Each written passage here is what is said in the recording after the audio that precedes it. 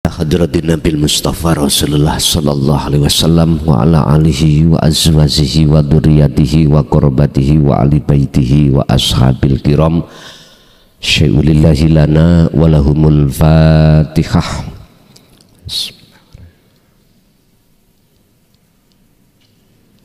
Wa ila jami'il anbiya wal mursalin wal awliya wa syuhada wa salihin wa tabi'ina salihina ila yaumiddin. Lahumul fatihah.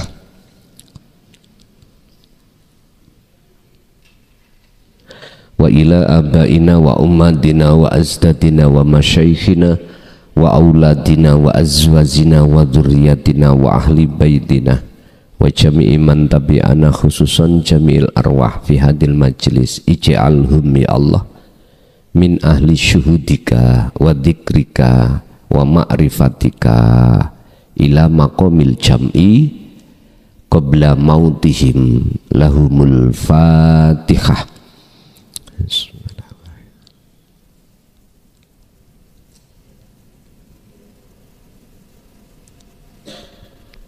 Monggo sareng-sareng. Bismillahirrahmanirrahim. Astaghfirullahaladzim, astaghfirullahaladzim, astaghfirullahaladzim, alladzi la ilaha illa huwal hayyul qayyum wa atubu ilaih. Astaghfirullahaladzim, astaghfirullahaladzim, astaghfirullahaladzim, alladzi la ilaha illa huwal hayyul qayyum wa atubu ilaih.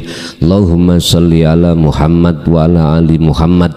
Allahumma shalli ala Sayyidina Muhammad wa ala ali Sayyidina Muhammad ila yanta maksudi.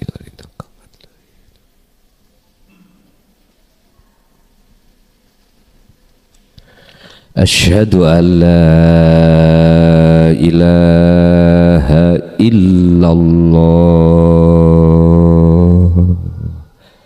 wa asyhadu anna Muhammadar Rasulullah. Asyhadu an la ilaha illallah wa asyhadu anna Muhammadar Rasulullah.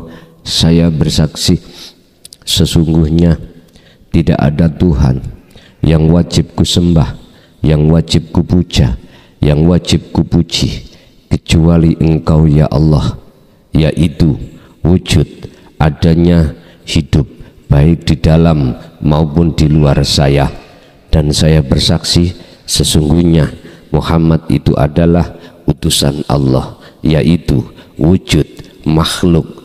Diri saya dan seluruh makhluk segenap alam menjadi utusan Allah. Saya tidak akan menyembah, memuja, memuji kecuali hanya padamu ya Allah. Dan saya tidak akan pernah mati kecuali selalu bersamamu ya Allah. La ilaha illallah Muhammadur Rasulullah. Al-Fatihah.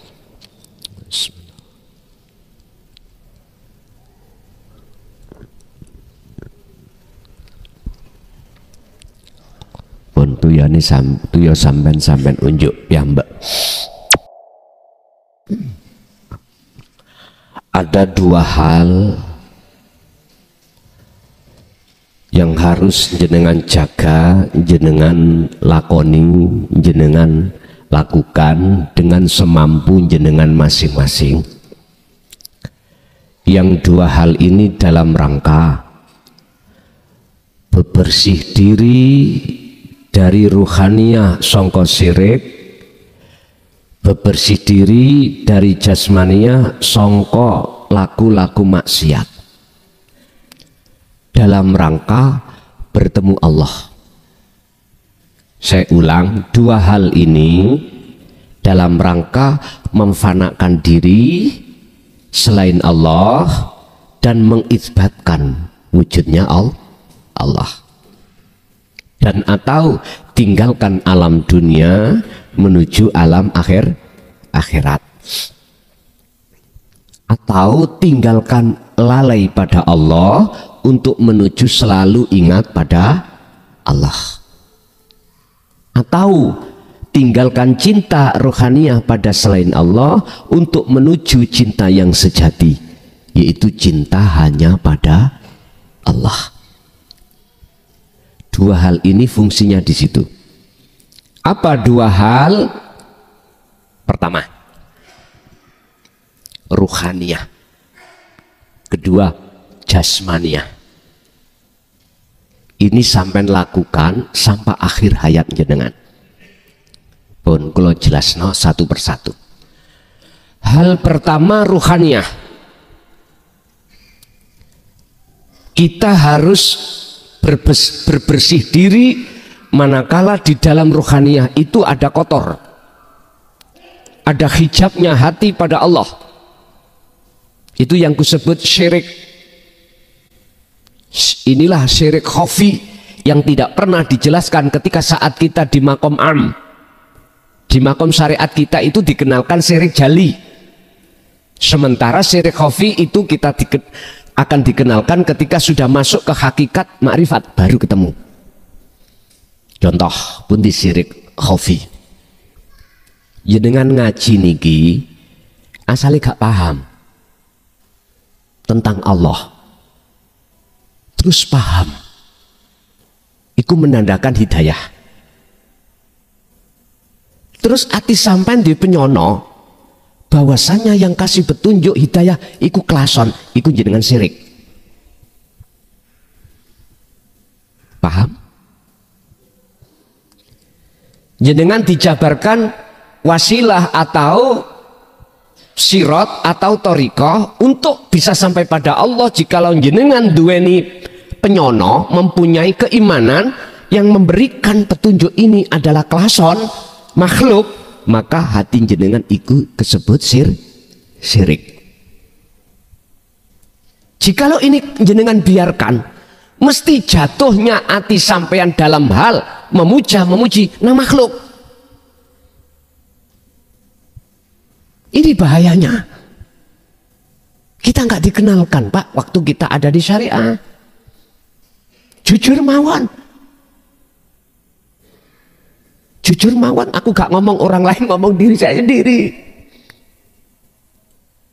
Justru di situ kongen ngaku-ngaku.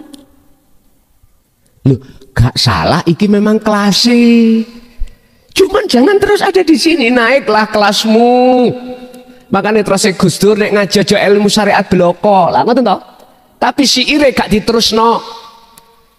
Maksudnya adalah ngajio kuwi ilmu tasawuf, ngajio ilmu tauhid, ngajio kuwi ilmu hakikat. Dengan begitu ruhaniyahmu akan paham mana sih yang disebut ilah, hukum ilahu wahid, Tuhan yang Maha Esa. Orang syariat, orang Islam mengatakan Allah Subhanahu wa taala itu. Kalau tidak, kita tidak masuk di kelas itu, hatta zurtumul makobir, Pak, sampai mati pun ruhaniyah kita kegawan syirik khafi datang Allah. Apa akibatnya kalau kita menghadap Allah terus ada syirik? Sampai tahu sendiri. Ngaji sampai kitabe tumpuk-tumpuk lemari ini ya. Apalagi nek Ramadan ngebeki kitab kilatan. Kalau di sini ku nek kilatan sering nangone bahanan kewagian. Nek Ramadan ben kitabe wake. Lu akeh tenan, Pak. Nggih. Bahkan ini 5 tahun saya ajarkan di ponpes saya. 5 tahun. Mulai tahun 95 sampai tahun 2000. Yore ilmu alate Alfiya Ibnu Malik selesai, mancik Jawahirul Maknun di stop Gusti Allah. Stop, ganti persnelang. Ajarno tauhid. Wis, Pak.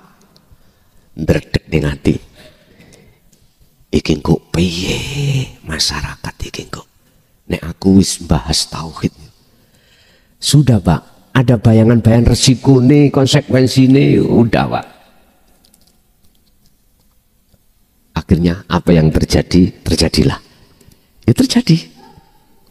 Sampai diproses Allah, saya dihukum 3 tahun di penjara. Tak lakoni. apa-apa. Sampai diri ini ditidurkan hampir 1 tahun tak lakoni. Ora apa-apa.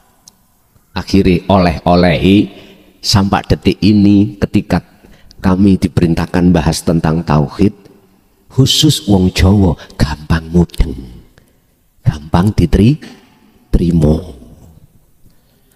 Tapi jangan dikira banyak yang mencemooh. Karena resikonya sudah Allah kasih tahu, Muhammad, janganlah kau sempit dadamu ketika kau mendengarkan apa balasan umatmu yang tidak suka pada ajaranmu. Buka dalam surat Al-Hijr ayat 87, 88, 89, 97, 98 sampai 99 terakhir ayat. Rasulullah, Muhammad, jangan sempit dadamu, sumpah gitu Pak, karena umat menolak. Contohnya wis ada Nabi Yunus, ya dah, ketika kaumnya Nabi Yunus menolak, Nabi Yunus atine medongkol sambil meninggalkan kaum. Ya Allah, hancurkan saja kaum itu yang menolak. Ya tetap dihancur no. Tapi Nabi Yunus justru malah dikongkon, justru malah menghadapi masalah, yaitu diuntal ikan nun. La ilaha illa anta. Akhir wiritane lak ngoten toh nek cara syariat. Subhanaka inni kuntu minadz. Padahal maksudnya gak kuno. Nabi Yunus diuntal iwak iku dikongkon kholwat maneh. Karena kemakrifatane Nabi Yunus belum maksimal, akhirnya mengatakan merasa dirinya dolim. Wujudin di dolim. Bukti ini kita mengimani yen klason iku sing memberikan fatwa atau makola atau menerangkan atau memberikan petunjuk, ini berarti kita dolim, kita syirik Pak. Saya pribadi juga begitu. Jikalau dalam hatiku yang muncul rasa iki makhluk klason yang bisa memberikan petunjuk lewat ilmu ini, berarti saya syirik double.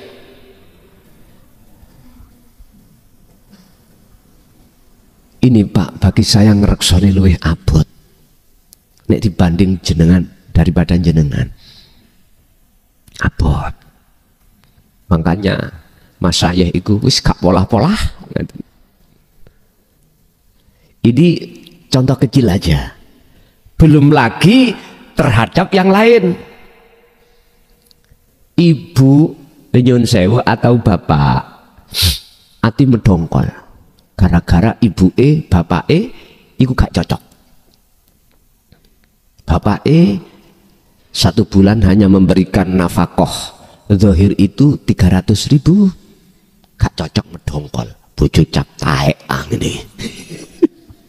Zaman koyok ngene kok 300.000, mestinya 3 juta. Medongkol Bu. Itu gara-gara jenengan imannya pada makhluk yang memberi. Coba sedikit aja sampean trapno fak butuh niku. Mboten saged jenengan muring-muring. Medongkol mboten saged. Makanya Kanjeng Nabi ketika saat umatnya itu salah satu umat termasuk kaum Taif penolak, diingatkan oleh Allah, Muhammad, jangan sempit dadamu. Oleh sebab itu fasabbih, bersihkan makhluk yang ada di dadamu berupa kaum itu. Artinya apa Pak? Mereka yang menerima, mereka yang menolak, sebab semua digerakno Gusti. Ini kalau sudah sampai wujud nyatane Allah dohir, mesti seperti itu, aman. Makanya mengapa di antara beberapa rasul yang diizini oleh Allah untuk dilewati syafaat oleh Allah, yaitu hanya Muhammad ibnu Abdil saja. Itu persoalannya ada di situ. Mana diterangkan siapa rasul yang bahasane syariat yang bisa nyafaati umat. Nggak ada kecuali Rasulullah Muhammad Sallallahu Alaihi. Makanya mengapa Rasulullah itu statusnya Sallallahu Alaihi Wasallam, bukan alaihi salam. Ada di situ. Itu kita dapatnya keterangan di syariat. Padahal sejatine cara hakikate sing duweni syafaat iku cuman Allah. Rasulullah Muhammad ibnu Abdillah itu makhluk, hanya dilewati, hanya dititipi Allah syafaat untuk umat. Ini diterangkan Allah di dalam surah Az-Zumar ayat 56. Betul? Oh, ayat 44. Oke, di cross check. Kul lillahi syafa'atu jami'an. Kul, katakan Muhammad. Jadi Rasulullah Muhammad yang diperintahkan Allah untuk berkata. Berkata terhadap siapa? Jenengan kali kulo semua sebagai umat. Rupane perkataan lillahi iku tetep kedue Allah opo asyafaatu utawi pertolongan jami'an kelawan semuanya. Rasulullah mengatakan umpama dijabarno, wahai umatku, sesungguhnya syafaat semua pertolongan itu hanya milik Allah, bukan milikku.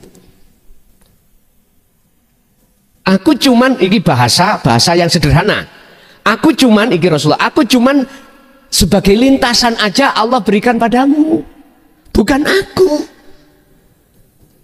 yang bisa memberikan syafaat, bukan. Lah kok sekarang ada katanya ngaku-ngaku nasab duriahnya iso mensyafaati. Wong Rasulullah sendiri berkata seperti itu, kok duriahnya iku berani-berani mengatakan itu, kok lincipe cucu ngapunten nggih. Kita Pak yang tidak mengenal tauhid, hakikat makrifat mesti katut.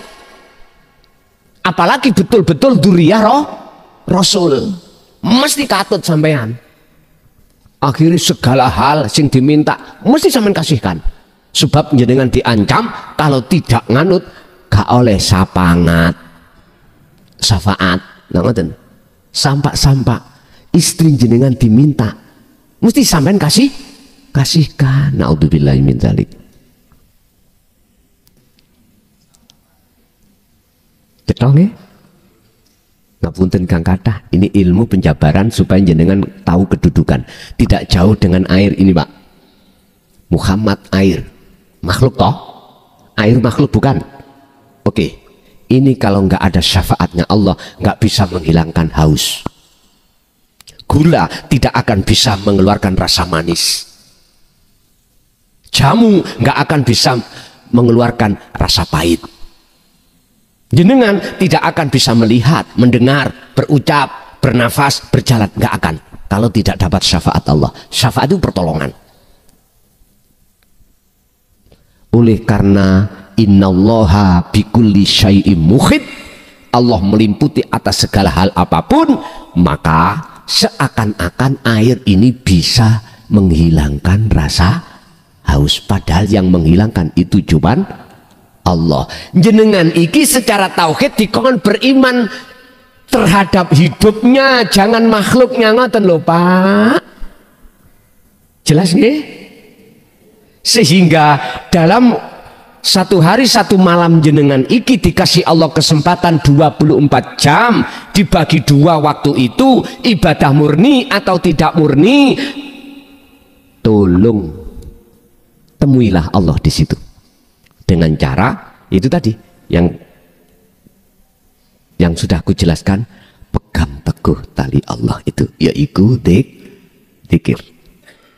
Satu, inilah cara Anda solo bisa usul di sini, sebab Allah sudah memberikan penjelasan tentang barang siapa yang ingin bertemu Tuhannya, maka pertama falyamal amalan sholihan, hatimu selalu menyembah.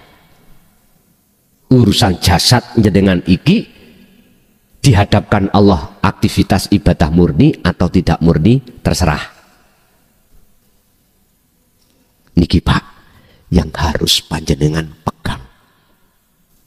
Sebab kata Rasul, teladanku iku limang kana yarjullaha, hati yang ada keinginan bertemu Allah. Caranya gitu. Yang kedua syaratnya, niki dalam surat Al-Kahfi ayat terakhir. Wala yusyrik bi ibadati rabbihi ahada. Ketika Anda menghadapi aktivitas loro tadi, murni dan tidak murni, ojo muncul selain Allah hatimu. Intine ojo, janganlah dalam hatimu merasa dirimu yang melakukan. Ngoten lho. Wala yusyrik bi ibadatihi rabbihi ahada. Jangan pernah kau menyekutukan sesuatu dengan menyekutukan Allah dengan sesuatu ketika saat jenengan beribadah tadi.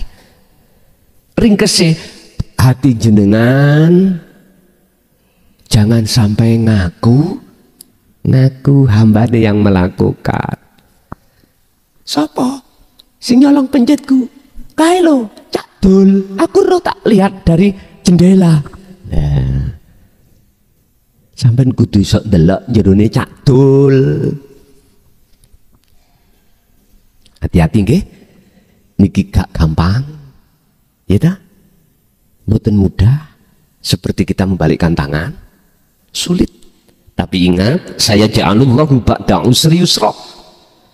Sesulit apapun persoalan itu akan jadi mudah tatkala sering jenengan lakukan. Sering jenengan lakukan. Laksana gini. Umpama saya itu melihat orang muntir, itu kok gampang sih Rek. Padahal saya tidak bisa muntir. Langsung aja jajal. Tak starter, iki piye ya persnelange carane. Enggak ngerti ya, Pak. Saya awur, Pak. Keliru mundur. Atret. Ya toh, enggak ngerti. Padahal di belakang mobiliku tembok setengah meter. Jarine digas, tak gas Pak. Ya nyunsep. Angel nggih? Belajarlah muntir. Baru setiap hari jenengan muntir di lapangan lanyah, akhirnya di medan jalan kecil. Udah lama-lama jenengan lihe laksana seperti itu. Dikir iki laksana tali atau kendaraan wasilah sampai tumpai untuk menuju datang Allah. Pun itu pertama. Yang kedua tentang jasmani. Jasmani ini ada dino pacek loh Pak ya. Dino lahir pacek atau orang Jawa mengatakan weton.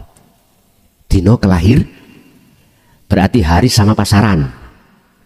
Kalau dihitung bulan, hari 35 hari itu mesti ketemu weton satu. Minimal puasalah dengan niat sampai iki mertobat nang Allah. Sama puasanya seperti Ramadan. Kalau ikut apit silakan apit. Kalau apit itu 1 hari sebelum weton ditambah 1 weton dan sesudah weton 1 hari ini apit. Terus ada yang jawab, Kang, aku jok maneh poso telung dino, sedino gak kuat. Masalahnya 1 jam nek wetengku gak mangan iki kerucuk. Ya wis ora usah poso. Poso ngene ae, ojo mangane gak luwe, ojo ngombene gak ngelak, ojo turune gak ngantuk. Satu sisi yang terpenting, wabtaghi fima atakallah darul akhirah, bangunan rohaniahmu datang Allah. Mentok nggih? Tentang jasmani, tolong kalau mampu janganlah jasad Anda mulai hari ini kemasukan makanan dan minuman yang diharamkan. Jangan. Karena kita kontak membersihkan rohani sebagai isi, jasad sebagai jasad wadah, biar antara wadah dengan isi sama-sama fitrah suci. Seperti jenengan lahir. Ada di sini di Kediri anak bayi lahir iku swalan? Ada nggak Pak Bu? Ada. Oh mboten. Itu menunjukkan bersih jasad gak ngaku-ngaku. Ruhaniyah juga begitu, dohir batin. Yang terakhir, kalau mampu, kalau nggak mampu gak usah. Khusus bapak-bapak, kalau ibu pasti nggak bisa. Apa?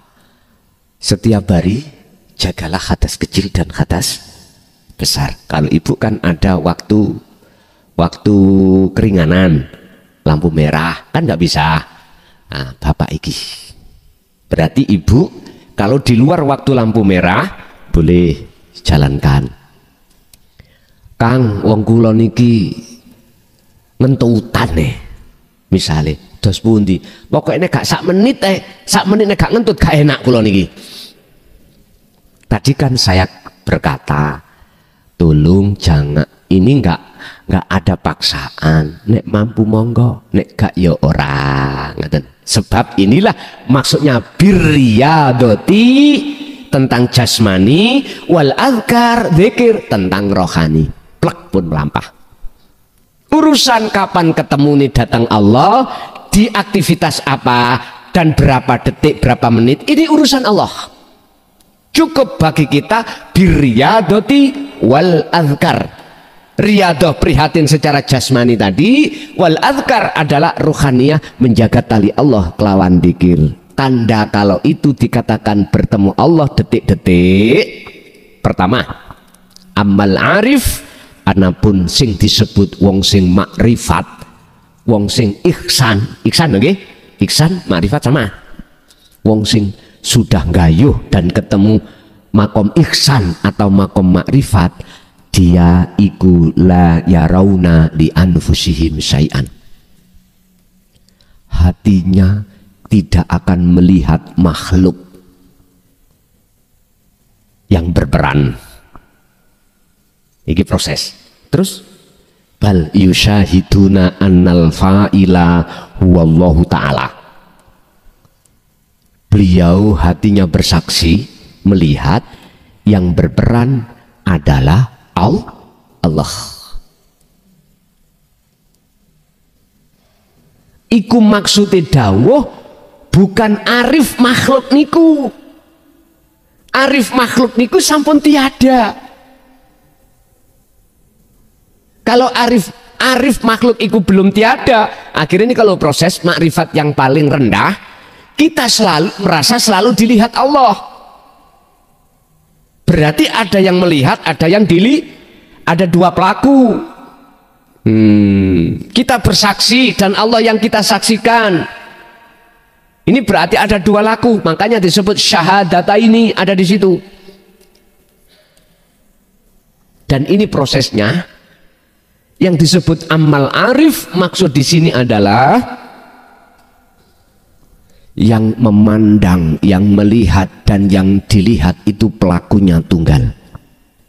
Itulah maksudnya dalam hati jenengan muncul aku Allah, bukan aku makhluk. Makhluknya kan sudah tiada. Inilah yang dimaksud jenengan makrifat pada nyata wujud batine Allah. Sajangkah nanti akan digiring Allah ke makom jam'i, yaitu makom nyatalah wujud dohiri Allah. Akhirnya ainul basiroh jenengan dengan ainul basyariyah bisa memandang wujudnya Allah, tapi bukan Anda yang memandang. Andanya wis gak ada. Dulu Pak, keterangan iki didelikno,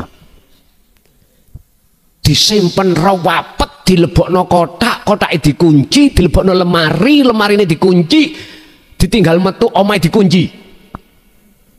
Bayuh dulu. Karena apa? Namanya intan mutiara itu tidak sama dengan bata. Kalau bata diletakkan di luar, dijejer-jejer pinggir embong. Regone bata dengan regone inten sak gegem. Inten sak gegem, bata sak trek. Luwih mahal intan. Didelik napa?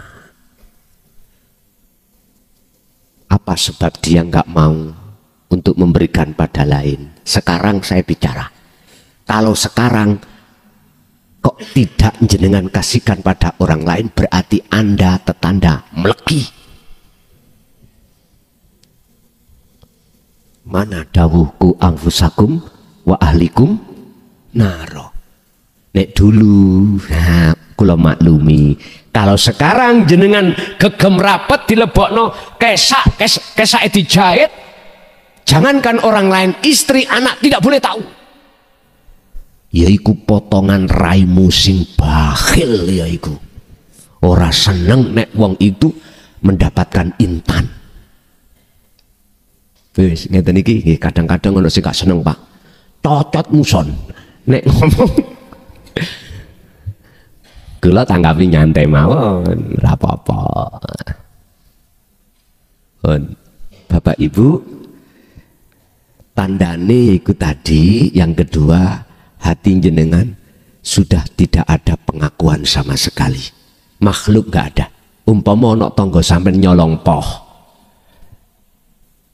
pandangan hati sampean iku hanya mandang hidup.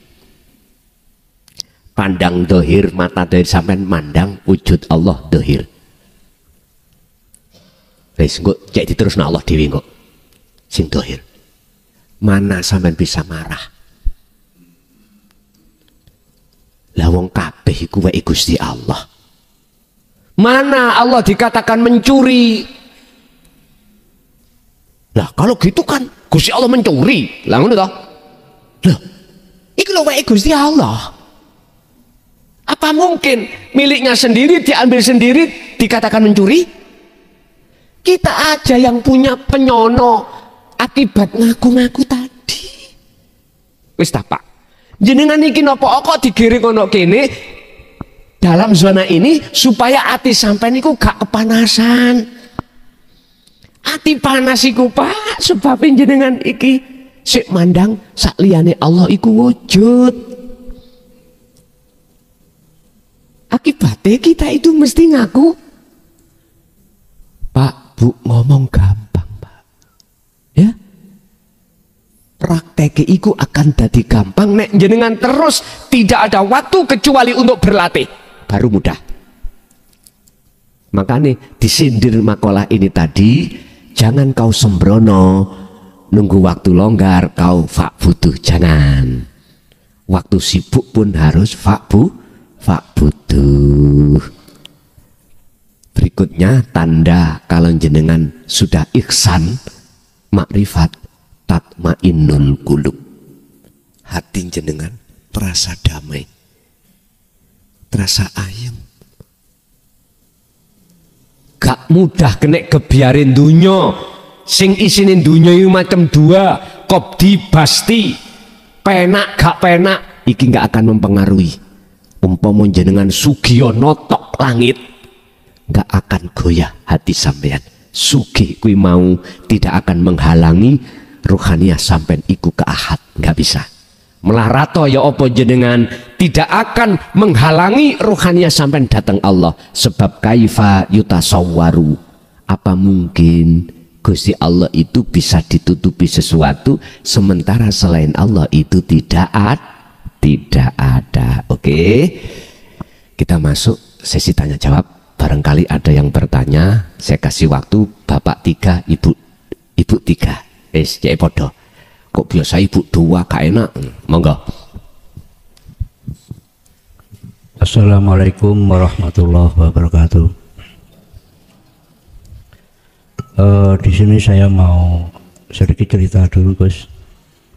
Beberapa minggu yang lalu saya merasakan hati saya ini sudah tenang, tentram. Kita sering dikir siri disertai cilur asrof.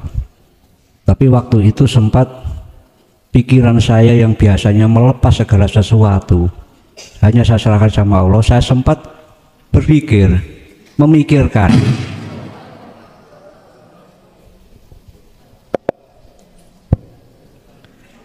memikirkan tentang mungkin tanggungan-tanggungan saya.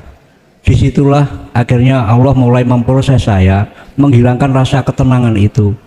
hati menjadi resah dan gelisah, kepala ini pusing. Akhirnya saya tahu bahwa itu adalah kesalahan saya, yang mana bukan urusan saya tentang kehidupan dunia, saya ikut ngurusi. Akhirnya saya meminta maaf kepada Allah, saya istighfar. Disitulah akhirnya Allah mengembalikan ketenangan hati itu. Pertanyaan saya, apakah saya dalam hal itu sedang diproses oleh Allah, disadarkan atau gimana? Yeah. Pertanyaan yang kedua, Gus, waktu saya di Malang, di Melimping, di pondok Baitur Rahmah, waktu Gus Yudi pernah waktu bayat pelajaran bercerita begini, saya pernah memperingatkan seseorang yang seringkali dia mondar-mandir ke makam para wali. Di sana hanya dia bertawasul, setelah itu pulang. Akhirnya saya ingatkan, jangan kamu selalu begitu. Toh kamu sering pergi ke makam para wali, kamu bertawasul, pulang, tidak ada perkembanganmu kepada Allah. Daripada seperti itu, carilah guru akhirat, carilah ilmunya para wali, dan jalankan itu lebih mulia. Lalu seorang yang dikasih nasihat itu menjawab, alah begini saja sudah cukup Pak Gus, untuk apa kita mencari ilmunya para wali? Bilangnya seperti itu. Ya, dalam hal ini saya mohon penjelasan, apa sih sebenarnya manfaat tawasul secara hakikat untuk diri kita, baik kita tawasul kepada para wali Allah, baik yang hidup maupun yang mati, kepada Rasul atau kepada Nabi atau kepada yang lainnya. Saya mohon penjelasan. Untuk sementara begitu dulu. Wassalamualaikum warahmatullahi wabarakatuh. Waalaikumsalam warahmatullahi wabarakatuh. Yang pertama saya ringkas, memang itu bentuk Allah memproses jenengan. Mengapa Allah harus menghadapkan hal yang seperti itu? Supaya jenengan itu bisa membedakan antara ketika hati gembul Allah dan gembul nafsu, jadinya begitu. Akhirnya sampean bisa memberikan kesimpulan. Kalau sudah tahu baik dari segi ilmu dan prakteknya, nanti ketika saat jenengan menyampaikan oleh-oleh ini kepada yang lain, mesti benar. Pertama. Kedua, apa manfaatnya tawasul? Jawabannya gini, al-a'malu suwarun qa'imatun wa arwahuha wujudu siril ikhlas fiha. Iki dawuh yang ada di kitab Hikam niki.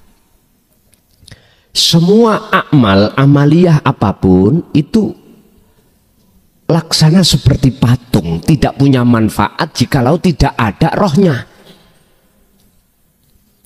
Tawasul niku kan ya amal gitu, kepada wali, kepada orang tua, kepada siapapun.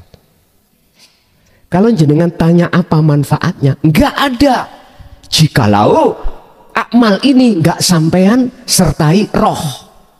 Roy amal apa? Wa arwahuha, utawi piro-piro roy amal iku wujudu siril ikhlas fiha indalem amal. Ikhlas Pak. Roy amal iku ikhlas. Sire ikhlas, rahasianya ikhlas iku mana? Ketika saat jenengan gak merasa diri Anda yang melakukan, itulah ikhlas. Kok iso? Kita nggak merasa kita yang melakukan, sebab dalam diri Anda kuat, semuanya itu sumber dari Allah, bukan dari kita. Kalau begini maka manfaatnya apa? Inilah sebagai membuka tabir hati pada Allah, pada diri jenengan, pada diri yang ditawasuli.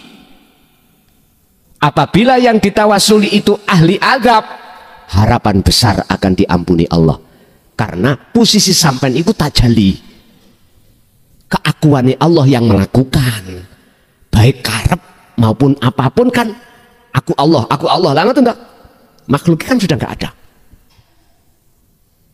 Terus siapa yang bisa membantah Kebenaran mutlak ini kalau yang melakukan Allah siapa? Ayo, nggak bisa. Kebenaran yang mutlak ini nggak bisa dengan dibantah dengan apapun, Pak. Contoh. Siapapun kita, setinggi apapun ilmu kita, ketika saat dimasukkan dalam satu pakolang ini, kita manusia.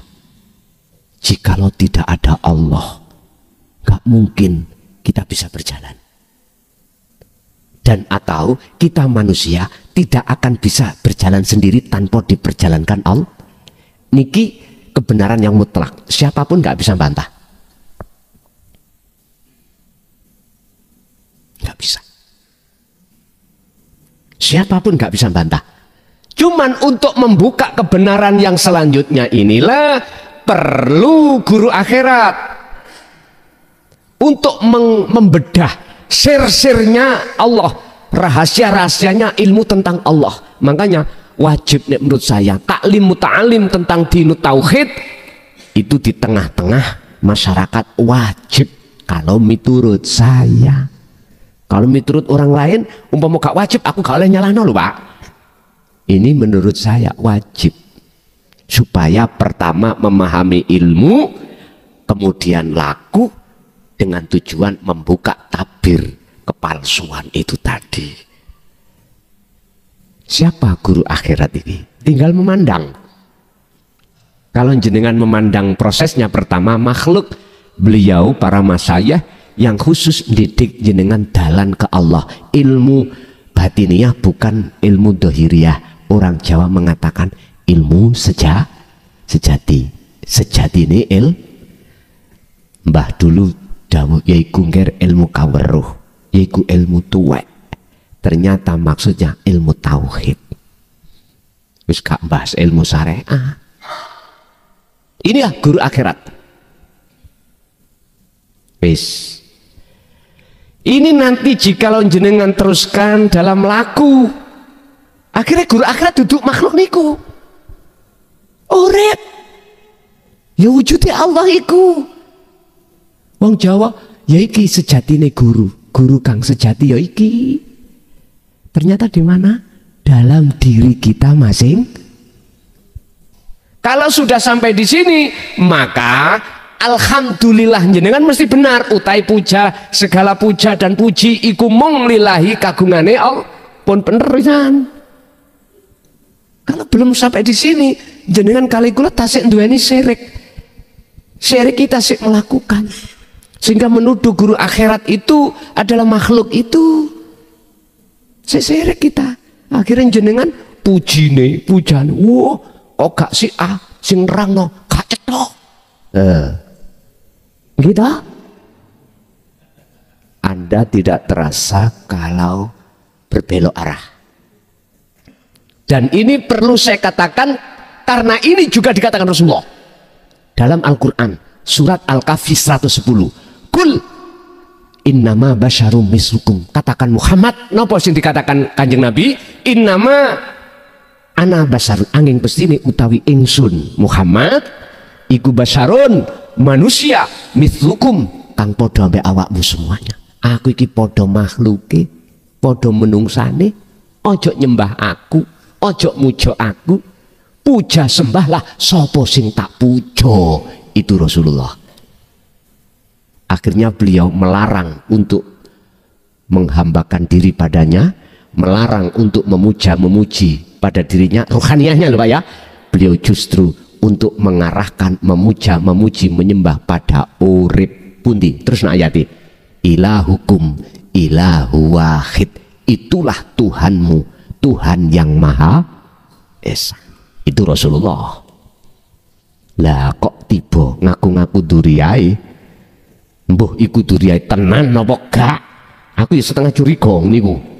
Kok yo jikalau kau tidak memuliakan duriyai Rasul, jangan harap dapat syafaat. Allah ya Karim, umpama kita bicara kekasih Allah, Habib, bukalah Ali Imran 31. Habib itu ya apa sih?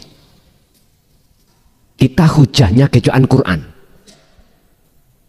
Bagaimana sih disebut Habib? Diterangkan Allah di dalam Al-Quran Ali Imran 31. Kul in kuntum tuhibbunallaha fattabi'uni. Katakan Muhammad, terus budi terhadap umatku, jikalau ingin bercinta dengan benar padaku, kata Allah, suruh mengikuti kamu. Akhirnya Rasulullah berkata, jikalau kau ingin bercinta pada Allah, ikuti petunjuk dari apa yang Allah berikan padaku, ikuti aku. Inilah, ikuti yang bagaimana teladani Kanjeng Nabi pundi, liman kana yarjullaha wal yaumal akhirah wa dzakarallaha katsir. Al-Ahzab 21.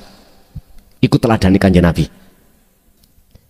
Liman kedue wong kana kang ono sapa man iku yarju, ono arep keinginan Allah bertemu Allah, rahmat.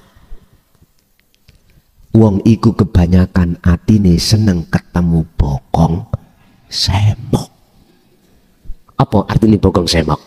Tutup bokong-bokong iku lho Pak. Hubbus syahawah wa zuyyina linnasi hubbus syahawah. Lah niki kesenangan yang disenangi hawa nafsu, rupane kesenangan hawa nafsu, kehidupan nikmat di dunia. Minan nisa wal banin wal qanatiril muqantara, garwa anak dunya brana, sandang pangan papan mewah. Ya iki sing kebanyakan hati manusia suka bertemu kuwi. Engko nek gak ketemu ati loro. Nyambut gawe sampean kali kula bondo tenaga, bondo biaya, jebule akhirnya dipangan wereng tikus nelongso, muring-muring, akhirnya ketemu tikus mesti dipateni. Iki mungkin sing ngono. Angel Pak, tapi gampang, tergantung jenengan. Paham ya? Jadi itulah, jadi guru akhirat hakikatnya adalah Allah Subhanahu wa ta'ala. Lanjut. Assalamualaikum warahmatullahi wabarakatuh. Alhamdulillah kula saking Mojokerto Gus, Bapak Muhtarom, niki kula badhe nyuwun penjelasan mengenai bahwa nafsu niku sangat lembut. Ananging pertanyaan kula tasik kula hubungaken kalian qadar wa syarrihi khairihi wa syarrihi min Allah. Kalau kita sambungkan dengan ma'asobaka min hasanatin famin Allah dan ma'asobaka min sayyatin famin nafsik, niku pripun carane noto niku teng takholi tajalipun pripun kula dereng paham. Sekaligus pertanyaan niku menyambung, kalau seorang salik berbuat zalim, zalimnya itu baik sesama manusia maupun pada Allah, karena sudah merasa salik berbuat zalim, tidak merasa zalim. Dan ini bagaimana cara membedakan bahwa ini zalim ini dari Allah, apakah zalim itu dari hawa nafsu? Karena nafsu sangat lembut sekali, jadi kita nggak bisa membedakan. Aku serang salik paman ini, wah nggak apa-apa lah, itu zalim pada Allah, merasa nggak apa-apa. Padahal itu sudah terjerumus oleh nafsu yang halus. Makaten matur suwun. Assalamualaikum warahmatullahi wabarakatuh. Waalaikumsalam warahmatullahi wabarakatuh. Antara khairihi wa syarihi minallah, bisyari wal khairi minallah, dengan ayat yang mana jikalau baik itu datangnya dari Allah, jikalau jelek itu dari nafsumu sendiri, wali nafsik. Itu bagaimana? Ini memang kayaknya tabrakan Pak ya. Dua ayat ini wahyu Allah kelihatan tabrakan. Kita kalau melihat kacamata syariat, boten paham. Akhirnya kita mengindikasikan dua ayat ini tabrakan. Tapi jikalau kita mau sedikit aja melihat keasliannya, nggak tabrakan. Kalau kita melihat dari kacamata hakikat itu hanya memandang Allahnya, bukan memandang zahirnya makhluknya, maka ketemu Pak. Ketemu. Nafsu, nafsik, nun faksin. Diri siapa? Jikalau ahli tahqiq sang pelaku iki betul-betul sudah kefanaan wujud sakliyane Allah, nafsik iku kembali kepada urip. Jadi nggak ada bedanya. Karena tidak memandang jelek dan baik, memandang aslinya sang pelaku. Kalau kita memandang makhluknya pasti akan muncul baik dan jelek. Tapi jenengan kalau memandang hidupnya, kalimat jelek dan baik itu mboten muncul. Mboten muncul. Karena apa? Oh, selain Allah nggak ada. Lah barulah ini nggak ada satu pun ayat satu dengan yang lain yang gap, nggak ada. Itu sebuah proses aja Pak. Kita kalau di syariat memang begitu. Kita belajar untuk kalau baik datangnya dari Allah, kalau jelek itu datangnya dari diri kita sendiri. Itu maksudnya supaya kita mudah ngaku elek di mata Allah. Sing apik iku cuman Gusti Allah. Supaya kita nanti mudah menetapkan sifat Adam tidak wujud pada diri kita, sifat lemah pada diri kita, sifat mati pada diri kita. Sementara kebalikan dari sifat wajib kita itu menjadi sifat Allah. Arahnya ke situ aslinya. Kalau sudah sampai di situ, maka manduk-manduk. Oh iya, mosok ya tumon Gusti Allah nyolong. Mosok ya tumon Gusti Allah itu berbuat jelek. Ternyata Pak, semuanya klebu sifat wenang jaisnya Allah pun satu. Berarti kita harus bertajali Pak. Duduknya ditajali baru connect. Dua ayat ini nggak tabrakan. Terus yang kedua apa tadi? Dolim. Bon. Dolim atau maksiat itu ada dua. Ada dolim secara syar'i, ada dolim secara hakiki. Ada perilaku dolim dilakukan jasmani, ada perilaku dolim dilakukan rohani, atau gampangnya maksiat inilah. Kalau maksiat jasmani udah maklum di dalam hukum syariat, nggak usah saya urai. Tapi maksiat ruh adalah kita lalai dari Allah. Berarti kita di zona keluar dari akad. Lah berkenaan dengan si salik, untuk menandai dolim iku gak dolim bagaimana? Tinggal dolim pundi? Ada Pak, si salik ahli makrifat iku dohire ahli maksiat. Mohon maaf ya, ini belum bisa diterima oleh orang syariat. Tapi tidak maksiat dia. Secara rohaninya dia tidak ada, kan dia duduk di tajalli.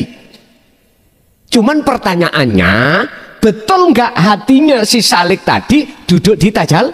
Itu jawabannya pada diri kita masing-masing. Contoh, kalau niki sobo lokalisasi,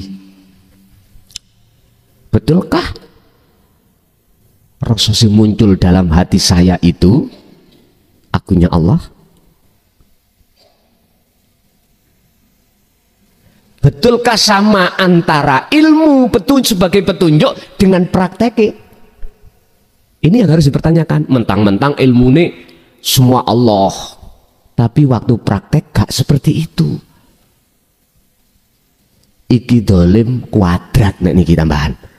Mohon maaf loh nggih. Mohon maaf. Dolim jasmani uga dolim rohani. Intinya Pak, tanda-tanda si Salih itu tidak dolim di mata Allah. Dalam hatinya muncul akunya Allah. Keakuan diri makhluk sudah tiada.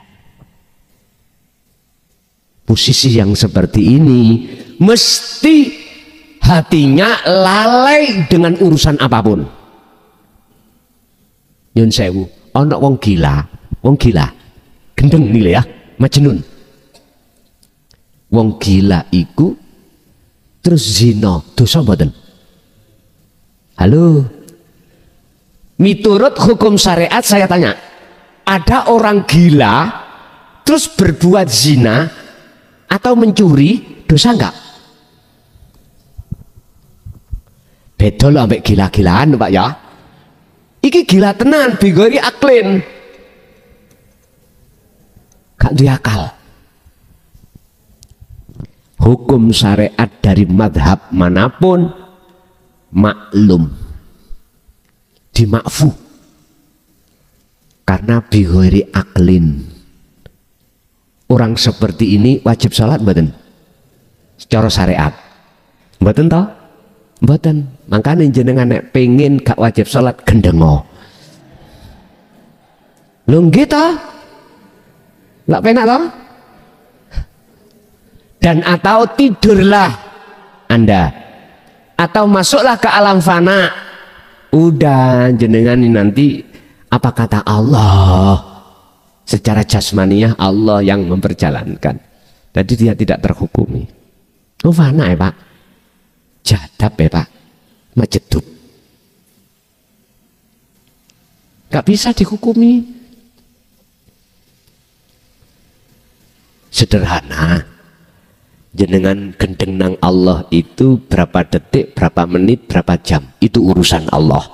Jenengan hanya memegang setelah beat ini birriyadati wal azkar, titik. Satu kali Bapak belum lantas ini Bapak dulu, tinggal satu Bapak. Ada satu Bapak, ada yang tanya ngajung, belakang nih kok.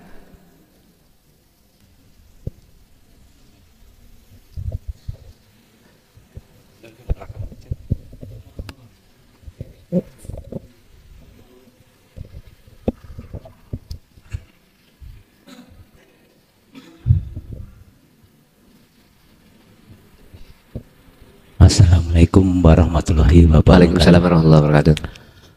Saya Murtoko dari Tulungagung.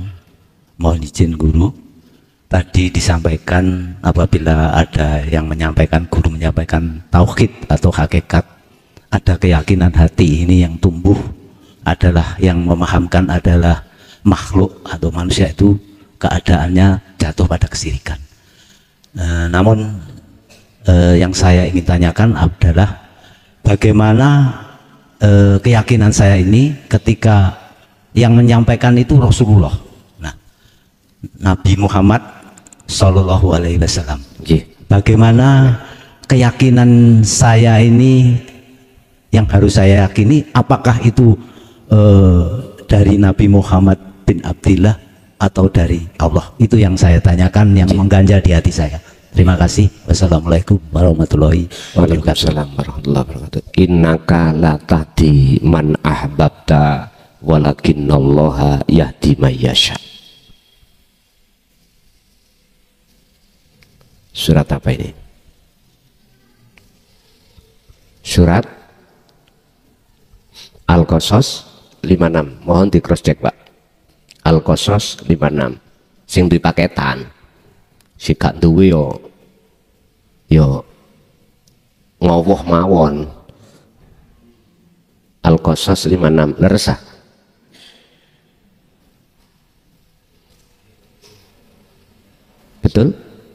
Oke. Dari sebuah pertanyaan tentang yang memberikan petunjuk, yang memejang atau memahamkan tentang masalah dinul haq, apakah kita imannya pada Rasulullah Muhammad ibnu Abdillah, apakah pada Allah? Sebelum saya jawab, saya tanya dulu, Rasulullah Muhammad ibnu Abdillah itu makhluk napa khalik? Oke, makhluk. Oke. Kalau jenengan sudah yakin kalau Muhammad ibnu Abdillah itu makhluk, maka lihatlah ayat di situ. Al-Qasas 56. Innaka sak temene sira Muhammad. Ini Allah dawuh. Inna iki gak main-main, Mbak. Sesungguhnya. Nah, ngene lah. Dadi iki masalah yang tidak main-main. Iku la tahdi, ora bakal bisa aweh petunjuk hidayah sira Muhammad man terhadap orang man ing wong ahbabta, sekalipun orang dekatmu Muhammad. Siapa? Ahli bait. Siapa lagi? Sahabat yang pernah atau yang menangi zamannya, itu orang dekat. Sesungguhnya kaum Muhammad itu tidak bisa memberikan petunjuk terhadap orang sekalipun itu orang dekatmu yang kau cintai. Nggak iso. Karena Muhammad iki makhluk, sifatnya makhluk, la haula wala quwata. Nah terus siapa? Walakinallaha, lan tetapi ini utawi Allah iku yahdi kang bisa aweh petunjuk sapa Allah man ing wong yasa'u kang ngersakake sapa Allah iman. Allah yang mana yang dimaksud? Niki lho Pak, sing gak gelem tuduh no. Akhirnya kabeh kebingungan, iman kita akan bengkok akhirnya terhadap makhluk. Tidak mau menjelaskan tentang ayat walakinnallaha, Allah yang mana, gak dijelaskan. Iki lo akhirnya korban iman sampai nang ati ini, umat ini akhirnya terhadap makhluk. Sinten Allah iku, kan sudah dijelaskan dalam ayat lain, ilahukum ilahu wahid, itulah Tuhan yang Maha Esa. Hidup itu yang ada di Muhammad. Weh cetok, ini kata keras ini nih. Dikira gak temen. Ngapunten, kula niki ndamelake dugi watu. Nek kata grendo, nek tak lus gini gak mari-mari. Harus digrendo, dikasari, terus baru wis membentuk dilus. Ngaten lho Pak. Miturut ayat ini sebagai dasar hujah, iman jenengan harus pada urip. Sampai akan bisa beriman pada Allah yang sebenarnya, manakala ono wasilah, ada sambungan talinya ruh sampai yang beriman itu pada wujudnya Allah baru saged. Kalau mboten po yang mana itu akhirnya kepingin dunyane iku oleh sing akeh, ngaku-ngaku dadi duriyah. Lah orang pribumi berhubung gak ngerti tauhid, ya elok-elok aja. Tapi saya melihat mereka yang ngerti ilmu sejati, ilmu tauhid, gak akan bisa katut, gak akan. Sekalipun itu betul-betul duriyahnya, gak akan pernah katut. Iman yang mengarahkan, memuja kepada, menghormat kepada makhluk. Nggak mungkin. Mekaten.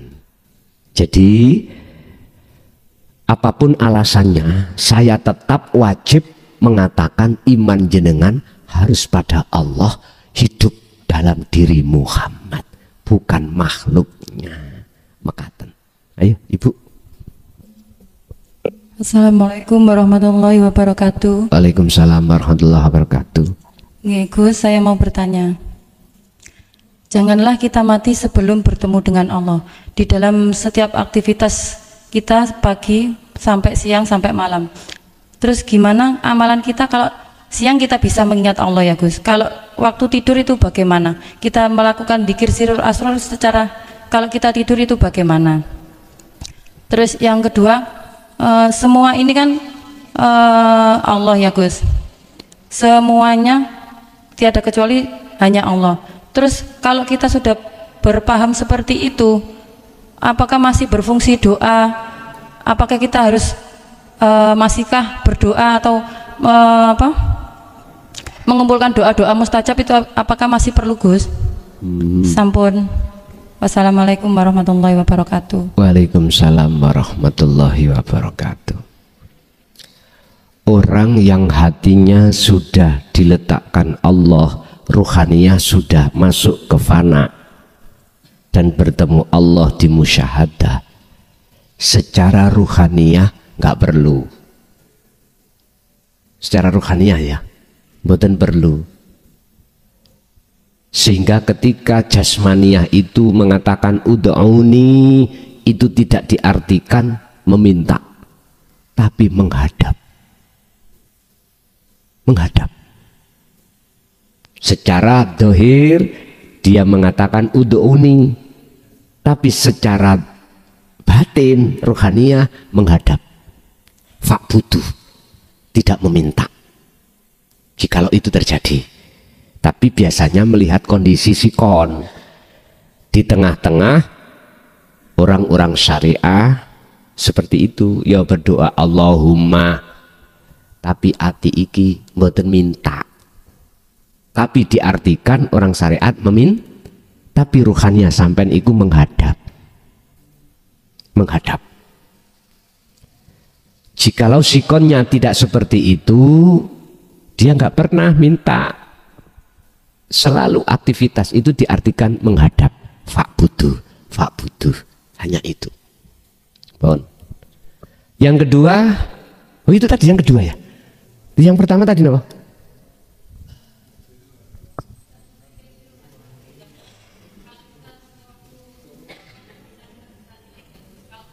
Oh ya. Bagaimana ketika tidur? Kalau tidak tidur itu kan sudah lumrah toh, bisa. Terus tidur bagaimana? Lah nafas niku. Takutnya nanti waktu kalau kita mau ya seumpama mati ya Gus, kita waktu keadaan lupa sama Allah begitu Gus. Ya tentu. Ini. Nggih. Wong nek bisa biasa meso, akhirnya latah.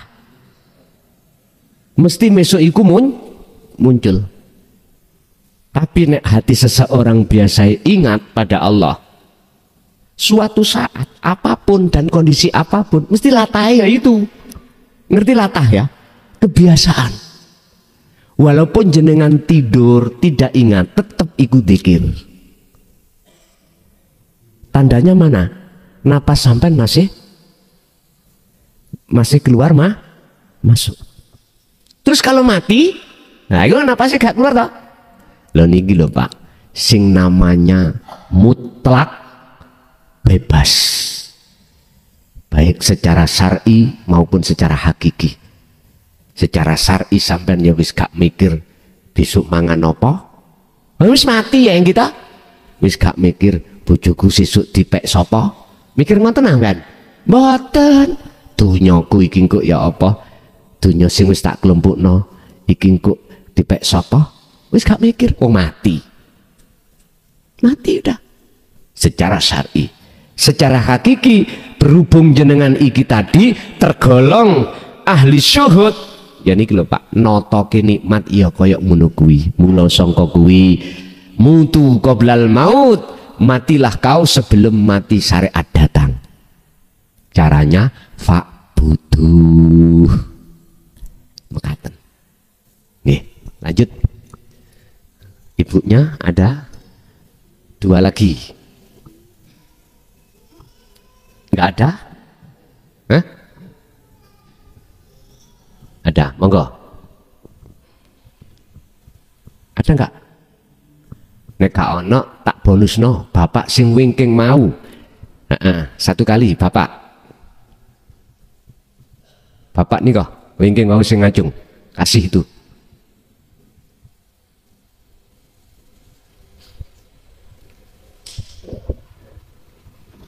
Assalamualaikum warahmatullahi wabarakatuh. Waalaikumsalam warahmatullahi wabarakatuh. Nami kula Pak Suwono saking Pare, nderek tangklet Gus, mbok pilih anggen kula tangklet mengke sak mangke mboten nyocoke kula nyuwun pangapunten.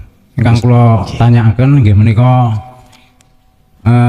selapan dinten kepengker nggih wonten Masjid Al-Fatah mriki Gus Muklason nate ngendikan pilih ahli hijab niku makhluk nanging ahli zuhud dereng dipun jelasaken. Mohon diperjelas Gus. Matur nuwun. Assalamualaikum warahmatullahi wabarakatuh. Waalaikumsalam warahmatullahi wabarakatuh. Ahli hijab iku makhluk, terus tinggal ahli zuhud, ngoten. Siapa sih ahli hijab itu?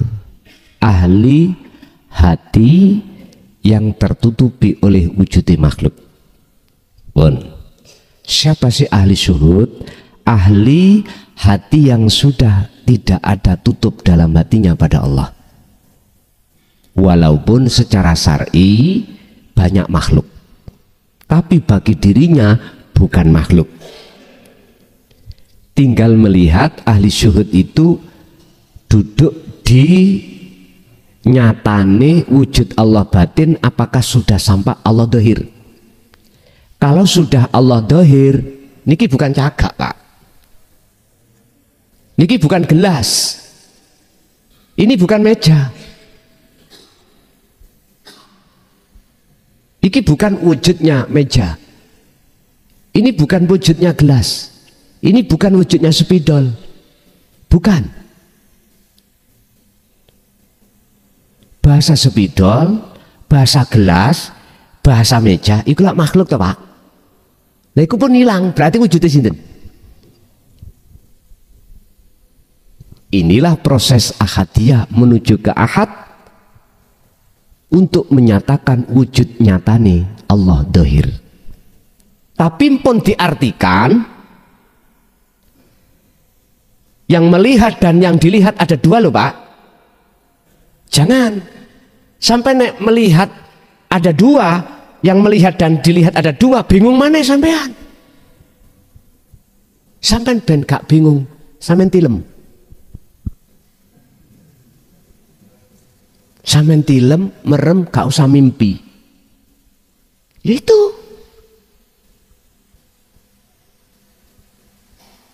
Atau matilah sesaat. Entah 1 menit atau 1 jam atau 5 detik, matilah. Baru ning gunung kok paham maksudnya ini bukan wujudnya spidol. Cocot muson tak rasa no kuwi kok Siti Jenar ae. Yun sewu, saya tidak menyalahkan jenengan yang berargumentasi nyalahke makalah ini tadi. Tak maklumi, udahlah jenengan mengkene turu gak mimpi baru ro jawabane. Nek jenengan sik mimpi, sik ono aran. Oh ketemu iki, ketemu itu, masih ada aran. Nek sampeyan wis gak mimpi, terus bangun tak takoki ngipi apa? Mbah ya.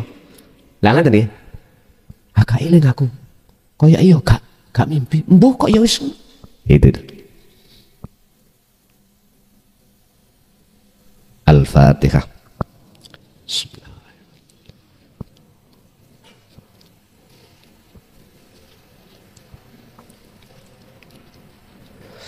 Akhirul kalam. Assalamualaikum warahmatullahi wabarakatuh.